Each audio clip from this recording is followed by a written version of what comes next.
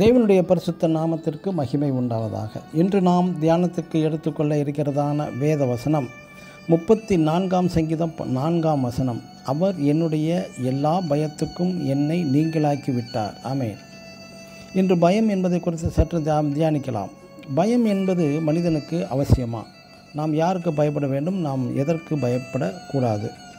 பயம் ஏன் வருகிறது? சிலர் யாருக்குமே பயப்பட மாட்டார்கள். இது போன்ற சில காரியங்கள்.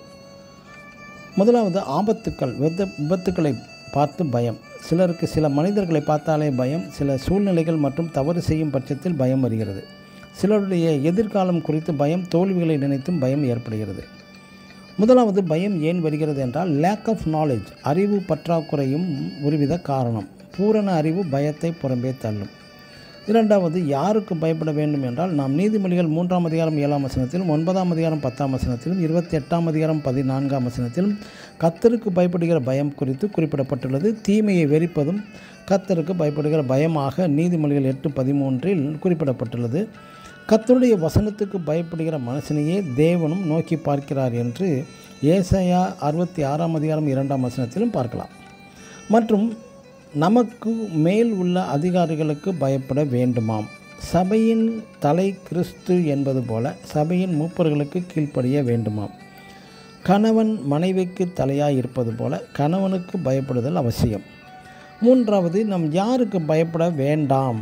பரிசுத்த வேதம் சொல்லாத காரியத்திற்காக பயப்படக்கூடாது. நாம் தவறு செய்யாத பட்சத்தில் பயப்பட வேண்டாம்.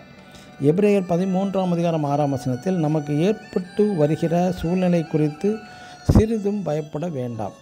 கிறிஸ்து நம்முடன் இருக்கும்போது பயம் ஏன்? அது எப்படி வரும்? பயம் நீங்க வழி உண்டா?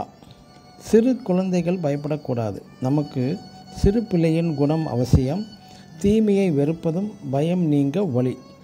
நான் கர்த்தரை தேடினேன், அவர் என்னை எல்லா பயத்துக்கும் என்னை நீங்களாக்கி விட்டார் என்று 34ஆம் சங்கீதம் 4ஆம் வசனத்தில் சங்கீதக்காரன் குறிப்பிடுகின்றார். கடைசியாக 1 யோவான் 4ஆம் அதிகாரம் 18ஆம் வசனத்தில் சொன்னபடி அன்பிலே பயமில்லை என்றும் பூரண அன்பு ஒன்றே பயத்தை புறம்பே தள்ளும் என்கிறார். ஆமென். God bless you.